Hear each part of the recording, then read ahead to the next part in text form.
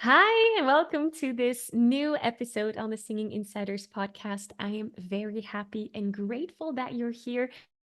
Today, we have a very special guest. Her name is Momo. She goes by Momo Miyaguchi, and I hope I pronounced that right. Anyway, I have linked up all of her information in the show notes if you want to connect with her.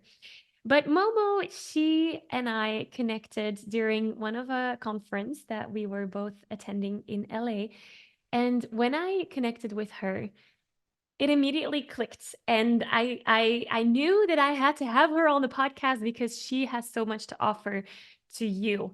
And people that listen to this podcast are oftentimes passionate singers. Well, Momo, she's a singer as well. She had vocal training and she had yoga training. And so she blends those two worlds together beautifully. And that's the reason why I wanted to bring her on and have her share her story, her ways of working with you. And listening to the episode, you will notice that she has so much wisdom. So I tried to highlight some of the wisdom that I picked out, and I'm sure that when I re-listen to this episode, I'm gonna pick out other things. But it was so beautiful what she shared throughout this whole conversation. She's also sharing practical things. So I know at the end of our conversation, we're actually going through some yoga practices and exercises that help you in singing, specifically regarding breathing. And as we all know, the breath when singing is one of the most important elements to master. And many singers, they have that shallow breath, the chest breath, the stressy breath.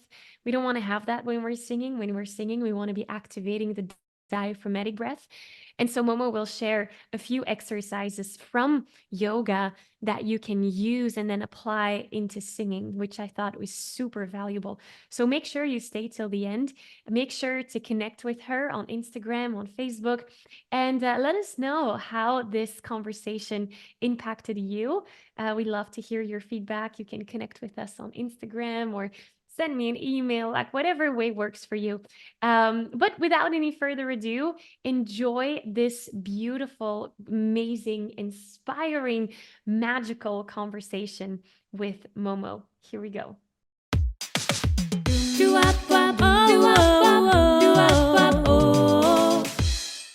Hi, Maureen, and thank you so much for joining me on this very special episode of the Singing Insiders podcast. I am so grateful that you want to have this conversation with me because when we connected at that conference, I immediately felt that you had many things to share with the audience that I serve, which is singers. So, thank you for being here. I really appreciate that. Wow, thank you so much, Maggie. It's like a dream come true Really? to meet you, and because I have followed you for a little while. I didn't know you had the Singing Insiders podcast. Otherwise, I would have started listening to it earlier. And I'm really excited to talk about singing with you because there's so many things to talk about. Yes. So so And yes, happy the celebration. reason why I brought you in this conversation and here on the podcast really is because you have singing experience and you're a yoga teacher. And so that combination between yoga and singing is like, what do they say in America? Peanut butter and jelly, or like chocolate with ice cream for me. So, can you tell our listeners, maybe before we dive into that combo, a little bit about yourself, like who you are, how did you get to where you are, what has your journey been, and who do you work with? Like, what's your specialty? What's your spark? Yeah, so my name's actually I call myself Momo Miyaguchi, even though I'm Maureen officially. So on my socials, you'll find me as Momo Miyaguchi. Momo is a surname from birth, and it means peach in Japanese. Because I was born in Japan, and but my mother's American Irish, and so I lived in Japan in Tokyo until I was 5, and then I grew up in Australia. That's why you might hear a bit of an Aussie accent. and I have been living in France for the last 20 years. No way. So what has been my journey? It's been a long journey. I've always sung, I think, Yeah. as long as I can remember. And I think when I was about 6 or 7, that's when I realized that my voice was something really special. It was something important to me. And I still remember the sound of my voice vibrating in my body at that age. And after that, music education was part of my upbringing. I grew up in Tasmania, in Australia, so the island on the southeast of Australia, Yeah. and I had a very good primary school where there's a singing teacher that was here every week, had several lessons a week. So singing education was part of my primary education, and as I grew up, I performed in I sang in choirs, and when I went to high school, I did musicals, as part of madrigal groups. Also, actually, my first instrument was the violin.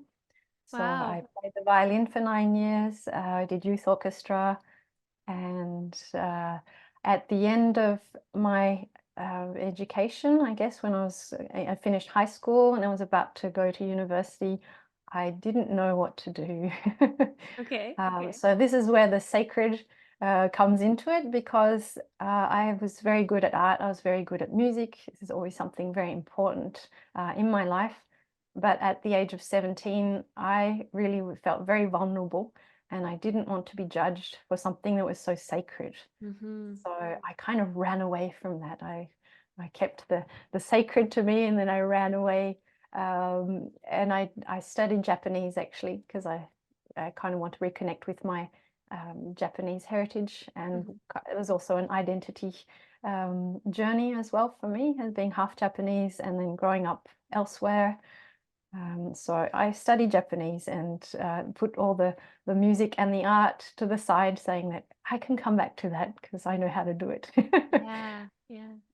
But it was a bit of a cop out, I think. It was also because the part of the sacred is it's here, and when you want to express it, well, you open up your heart and you're very naked. And I think my life as a young adult, I felt very, very vulnerable, and I didn't feel strong enough to open up my heart and be judged on something that was so important for me. And that's something that many singers struggle with, I think, in general. And so I hear you talking about that was a challenge for me to open up my heart and show that vulnerable space. I'm deviating a bit from, but I want to go into this because this is such an important topic. How is that now for you? Like, are you still struggling with that, or have you found the key to opening that up and being vulnerable and still enjoy your music and your singing? I think there will always be that vulnerability, because I think it's like fear.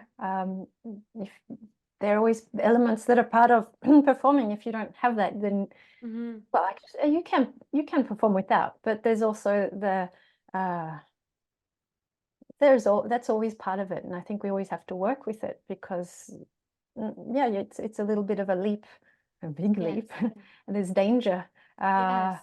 Um, but I think on the other side, once you go through that, you get to the connection. You are able to connect, and this is where you have the communion with something greater than your ego. And so it takes that courage. I think we're going straight into maybe practice and things like that. This is where we prepare our bodies to go through this experience, so that we can keep a handle on our emotions, and kind of be there, be present for the meeting, be at the rendezvous Yes. with the universe, with other people, with your spectators. So yeah, we have to. This is the thing of being prepared, and I Yeah. think with yoga and singing training, it's trying to be ready as much as we can, knowing that we can never be completely ready, but mastering the breath, mastering the mind to a certain extent, or getting the mindset to be there, so we can actually go through the experience of opening ourselves up, being in the instant present. I mean, in French we say l'instant présent, being in the now. Yeah. So that we can go to another space, we can go to another place, and the place is actually the now. That is so beautiful. I want to unpack all of this. And I think I already mentioned at the beginning of our conversation that your uniqueness is blending those two worlds of singing and then yoga, and getting also that yoga mindset into the singing practice, which is, I think, a beautiful combination. And as you said, showing that vulnerability, that is one thing that I teach my singers, for examples that I work with. That's a way to connect with your listener. And that's exactly what you are talking to as well. However, being vulnerable is extremely difficult for many singers, especially like we all have, or many singers have the desire to be heard, to share their passion for singing with others, um, to tell their story. And that might be on a stage in front of an audience, it might be in a choir, it might be in a band, like however you embody that might differ for everyone, but everyone or most singers have that core desire of wanting to be heard. So when you think of that singer with that desire, but then also the fear of being vulnerable and showing their authentic self, what would be maybe a piece of advice or like a first step that you would give that person into growing into that authenticity? The first step. Or a step. Maybe it's not the first step, but what would your, because obviously you are there, you are at the other side of that struggle. So how do you do it? Like, what can they learn from you? I think you're always rewriting your story. Uh-huh. So I guess maybe coming back to this, the sacred. The sacred is that we all have our sound to share. We all have our voice, and each voice is as unique as your fingerprint. So it doesn't have to be a sung voice. It doesn't have to be. It's just your body in the now, vibrating in this time and space. And each person is unique. Humans are all about stories, and so we want to hear everybody's stories. We want to tell our stories. That's from ancient times. That's what it is. And so I think we have to remember, especially as singers, that first there is your voice, and first is you speaking your truth into the world. And I think we need to really anchor ourselves in that. And often we get caught up in the how to do that. And so I think we have to keep coming back to, the just being and how much just us being incarnated is important. So we have to anchor ourselves into this truth that we're here, we're in a body incarnated in a time and a space, and that is unique. And so each person has the capacity to speak. And so it doesn't matter how you speak, doesn't matter how you express yourself. This is your truth in the here and now, and we have to keep coming back to that and valuing it. And so it's something about self-value. You have to really value yourself and not worry about how you deliver your message or even the message. Interesting. Yeah. I want to highlight what you said because I think that's an important takeaway for our listeners. It's not necessarily about figuring out the how, but about being and embodying all of that. Is so beautiful and so powerful, because figuring out the how is like our brain doing the work in our logical side. And the being is where we really embody the whole process. Thank you for sharing that. So it's easier said than done. That is It's, definitely the case, yes. but I think that's why we're here. Mm-hmm. And this is why we have a practice. This is why we work on releasing the belly to breathe in, and maybe breathing out from the perineum up, Yeah. and making all these habits, anchoring all the habits that we have in our body, so that we can get the best resonance we can. But even if it's not, we're not showing the best of ourselves, we're there au rendezvous to meet this time in the space, maybe the performance space where we actually give ourselves to the moment and to the people that are listening. Or maybe it's not people, maybe they're cows. Cows are great listeners. Maybe it's the landscape. Maybe Yeah. you're just singing to a field. Listen when you sing in nature. Nature's coming, nature's listening and will sing back to you. I mean, this is also why I live in the countryside, but we don't have to, be singing on a stage. Mm-hmm. Well, I love what you're bringing up because going and sing in front of cows or trees could be one form of a stage for someone. And I love what you say, nature is listening, nature is singing back to you. What is a practice that you do to embody all of those things? Because as we said, it's hard. It's easier said than done, right? So what is one of your like practices or strategies to embody that and get to that place? I think singing simply Mm-hmm. and enjoying your body and voice vibrating. So I'm always humming and singing, and it's very easy for me to improvise. And I don't use, depends on how I feel, but I don't use my whole range, but I just use the sounds. Maybe it's like mantras in yoga, the amplitude of the notes aren't very, very wide, Mm-hmm. but that means we can sing simply and really concentrate on just the body vibrating, the voice vibrating, and just feeling that and being with that, and letting that be enough. Because I think when we want to be performers, we have so much in our heads of the bright lights, the big stage.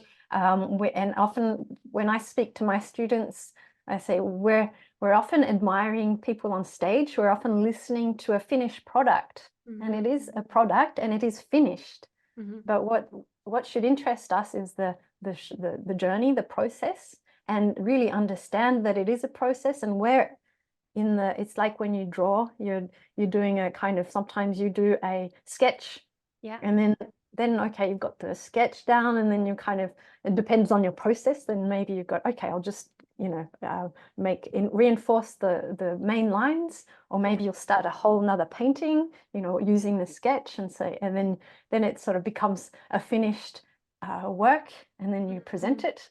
And so often our students are looking at the finished product of music or entertainment industry, Yeah.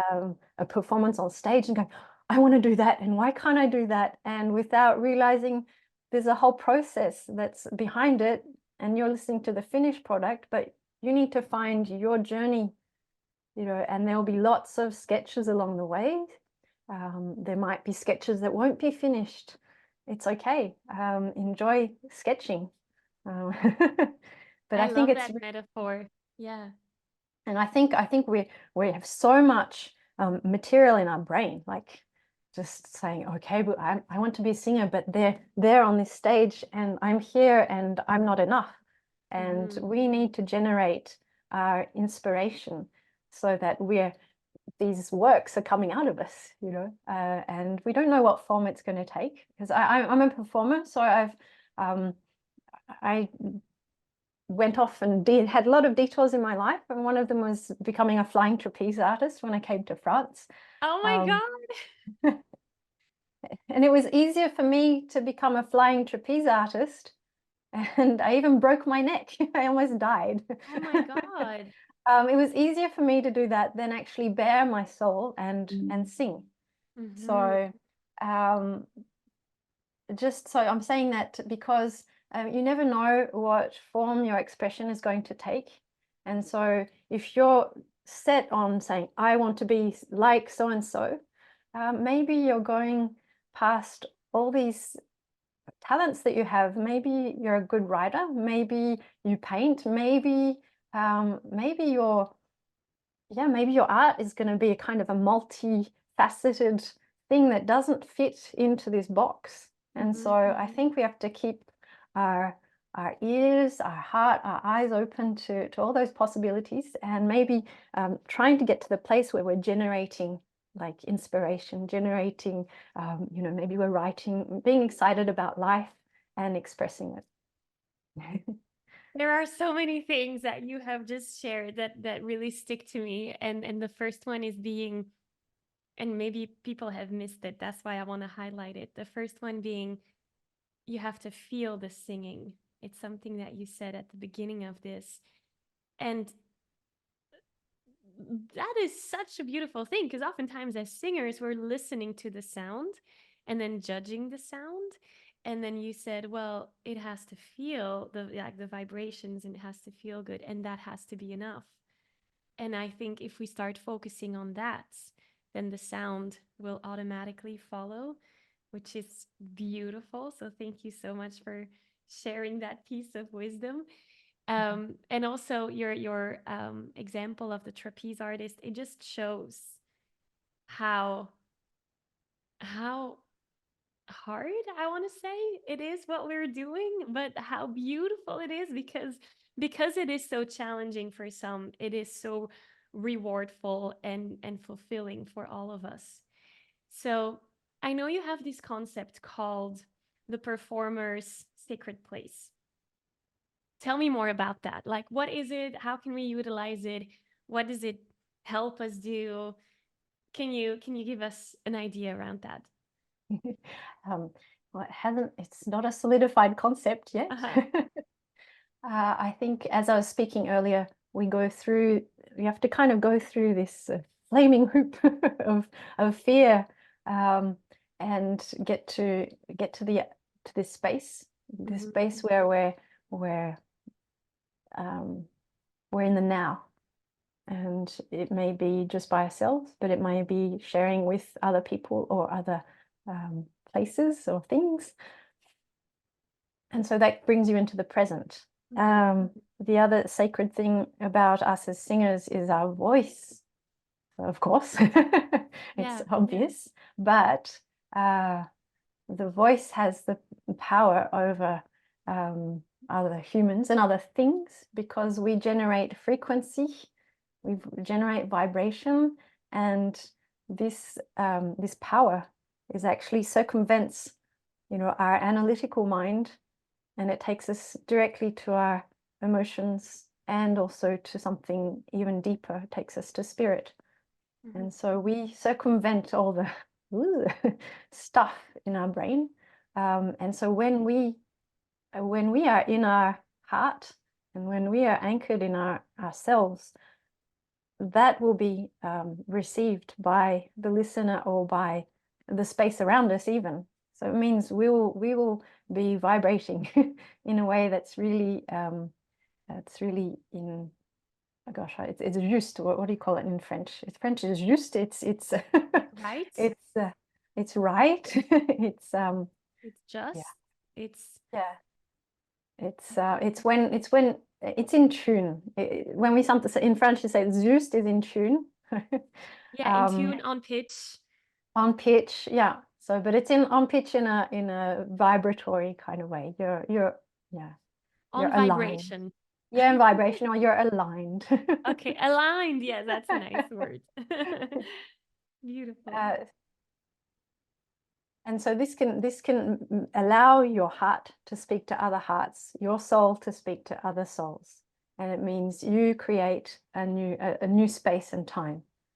And so this is what we are capable of doing when we perform. So we go beyond our condition as a person, as one person, separated, and we come into a communion.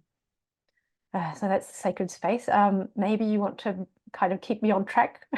So Well, can... I love this idea of the sacred space because if you're a singer and you, for example, we take the example of performing on stage. If you go and perform on stage with that intention of saying, this is my sacred space, this is where I get to connect with my listener, this is where we come in that communion, that is a whole different mindset than going on stage with all of those pressurized thoughts of it needs to be perfect. I'm not allowed to make a mistake. What if I forget my lyrics? Like, how you will show up on that stage will be very different. And so I think what you shared is a beautiful way to connect to that authentic self in one way, and how to perform it, like how to be in that communion at that point, the mindset on how you do those things. And that goes back to the being that you talked about earlier. Instead of figuring out the how, it's about being it right now. I think this is where all the little puzzle pieces start to connect. So yeah, thank you. Thanks, Maggie. Of course. I am listening with so much awe, like you have so much wisdom and knowledge to share, and I really appreciate that you're being so generous. Oh, thank you. So, you are a yoga teacher as well, right? What are some yoga practices that you take with you in your vocal practice? Like, what is the, because they both really complement each other. Yes. What could be like, how does that look like for you? Yeah, sure. Well, I guess just to qualify, I'm a yoga teacher, but because I was or I am still a physical performer as well. Yoga is a great, it's a vast universe. You have many lives to actually Yeah. talk about yoga, but it's one resource that we have. So there are other resources. So maybe you don't have to be a yogi. You don't have to do yoga. It's good to have all sorts of body work practices. So because yeah, as a singer, you need to be connected to your body. I don't think there's a way around it. Mm-hmm. I mean, there are other approaches, but in terms of if we're talking about the communion, the connection, yeah, we need to be connected with the body and the breath. Yes. So, you know, the main ingredients. So yes, yoga is a great way of doing it. But as I said, any other body mind practices Mm-hmm. are great. So I'll come back to my 2017. I did a teacher training with Janice Chapman in the UK, around the sort of a holistic approach to classical singing. And in the same year, I did my postnatal yoga teacher training in the Institut de Gasquet in France. And so this institution is was created by Dr. Bernadette de Gasquet, who's a woman who brought prenatal yoga into the hospitals in France from the 1970s. So this kind of, sorry, this is kind of going off track a little bit, but No, this we're was the... still on track because we're talking Okay. about your journey, but I love how your journey allows us to dive deeper into certain topics. So keep going. Okay. So this year was great because I did these 2 teacher trainings, and when Janice Chapman was talking about, you know, the connecting the transverse abdominals for the exhale, and you know, I mean, of course, in more detail, but it was the same basic kind of the basis. The base was the same as what I learned in my pre-postnatal yoga teacher training. And so Bernadette de Gasquet in her institute, it's not just pre-postnatal, but she works with sports people as well. So it's really connecting the perineum with the breath. Mm-hmm. That's a great that was been a great help for me to apply and this work with the spine. I think that is kind of particular to this method. So how could I simplify? the body work to go with the voice in a way that, in a succinct way. But if we go to the perineum directly, go to the heart of the matter. Sure. Yeah. So out breath is really important. We've got to, and so Bernadette de Gasquet suggests breathing out first instead of breathing in. Okay, interesting. Yeah. So emptying before you fill. Okay. Yeah, and which will then kind of circumvent things like when you breathe in and you think you don't have enough, so you go, and you've got too much breath. Yes. And then Yeah, and then chest breathing. yes. So I think if we breathe out first, empty, and then that allows you to release the belly and breathe in. Yeah. And then So get filled up automatically. get filled up automatically. Yeah. That's a great exercise to try out. So, yeah, I think maybe I think if one of the battles for new singers is that the belly release. Mhm. I mean, Janice Chapman calls it splat. Singers, please loosen abdominal tension. Ah!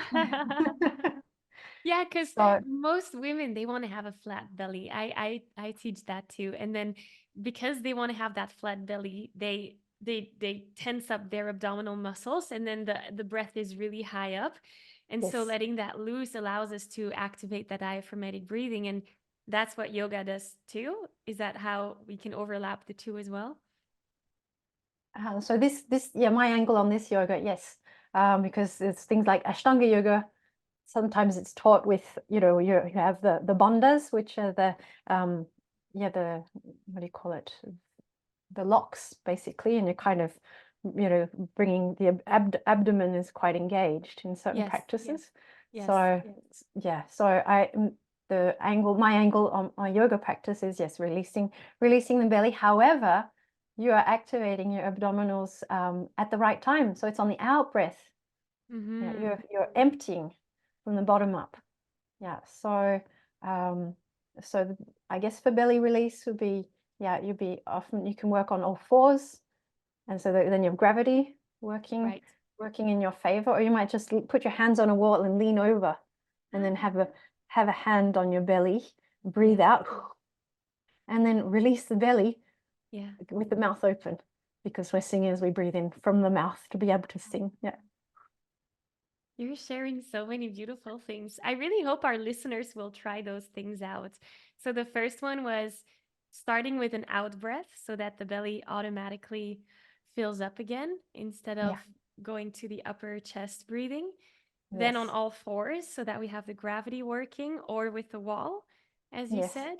I think those two things are already amazing things to try out. And so would it be, if someone wants to practice this, would it be an idea to take, for example, the chorus of a song and then do a sentence, and every time there's breath, like really noticing where that breath is in the body, and then using the wall or the all fours? Or how would you translate that into a song, for example? Yeah, I would first of all do it without the voice. Do it without the song, because as soon as we add layers, then it's hard to do everything at once. So I would focus just first of all with the air, leaning, hands on the wall, have one hand on your lower belly to just feel what it's doing, and then empty, breathe out, and then try and release as much as possible the belly with the mouth open. With the mouth open, right? Because we're singing through there. Yeah, but do it with your nose first, just whatever works. If you have a hard time with your belly, as often we do as adults, we're always we're breathing in, and then we're hunching over to breathe out, emptying, and yeah. We don't have enough time to talk about this, but We could talk for hours and hours, but yes. yeah. So that's something to do. Otherwise, I also do the laughing exercise. Laughing exercise. The Tell me laughing about that one. exercise. Okay, it's the forced laugh, and you're going to have your hand on your lower belly. Let's see. Okay. Oh, it's not going to, hang on. I've got to stop my camera. Oh yeah, because the camera is following you. Yeah, otherwise my camera's going to follow me. Okay. And so, yeah, you have to have your hand on the lower belly just over the pubic bone, and Yeah. then just put a hand on your waist. Yeah, Okay. and then you're going to just try and laugh, like kind of forced. And if you do this in a group, it's great because everyone's going, "What the heck is she doing?" But Just as a side note, I once did laughing yoga, and for an oh, hour, cool, we forced ourselves to laugh. But an it's so, hour. yeah, it was an hour and a half, the whole class. But you start to actually laugh because it gets really funny. And yeah, It so is. side note. Yeah, no, well, we're humans. We're cabled. Like we're our circuits, and as soon as someone else does a bit of laughing, then it just kind of comes naturally. They're Exactly. gonna And so what's amazing? So first of all, you laugh. What's happening to your hands? Oh, the belly's coming in. Hey. And so Okay. for all the people that are afraid of letting their belly hang out, hey, what's going on? Hey, I'm getting thinner. I'm getting Uh-huh. are getting more svelte. And then after, when we stop laughing, that's where the magic happens. Oh my goodness, the belly's releasing. Mm. It releases naturally. So it's so easy. We know how to do that already.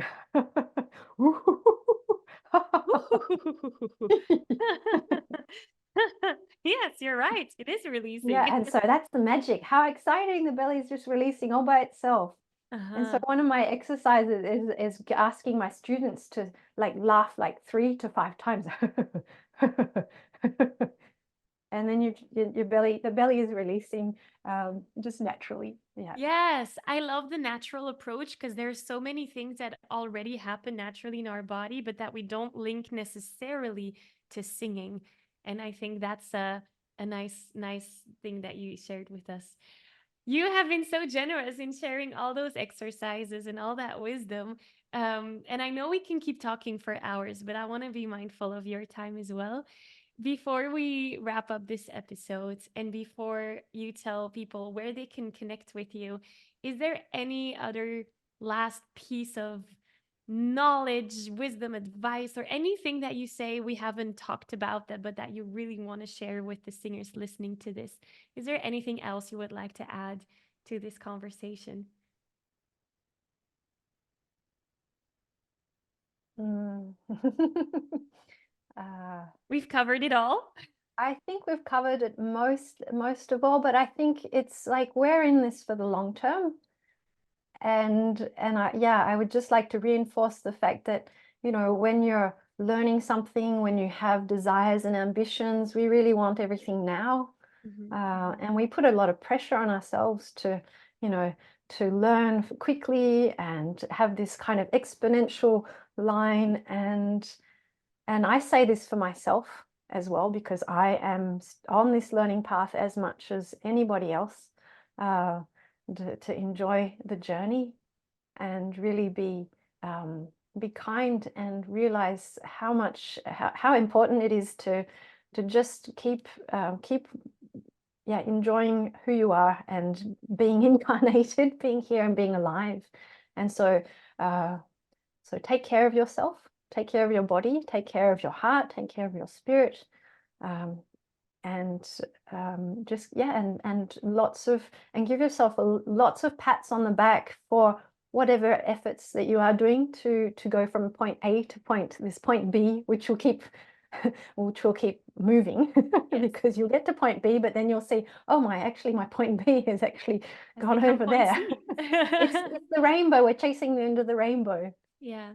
So I think it's the valuing the path that you are on, the person that you are, how important it is, and how important it is for you to keep working on the balance of being happy as a person, happy as a singer, and being ready to give and receive. Beautiful words. Thank you so much for sharing that. I hope our listeners have grasped all of this. And I really invite them to listen to this episode twice because you've shared so many things that are Yeah. that need to be absorbed into our being. So thank you for being so generous with that.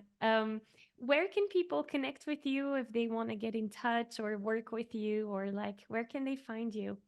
Yeah, sure. Well, I will give you my details, so to put in the show notes, Yes. because I am changing platforms. So I am on Instagram. I'm Momo_Miyaguchi. So better that goes into the link because Miyaguchi is a bit hard to spell. So Momo_Miyaguchi_Taika, Taika, which is my yeah, the name of all my activities, which means the singing body in Japanese. Oh, beautiful. I So like I'm that. on Instagram and I'm also on Facebook. Beautiful. I will link to all of that in the description and in the show notes. So again, can I say then Momo to you instead of Maureen? Yeah, that's what I prefer. Yes. Okay, It's, well, thank you yeah, so much, Momo, for having been here today, for having this conversation, and for sharing so authentically. I really appreciate all of that. So thank you um, for being here. thank you so much, Maggie. Thank you for your listeners for listening to me because it did go kind of it sort of weaved its way around. It wasn't a straight road. That's But fine. yes, really, thank you so much for having me on your show. Thank you for your listeners, and yeah, just keep the good vibes coming out of your mouth and your heart. No, same to you. Same to you. Thank you.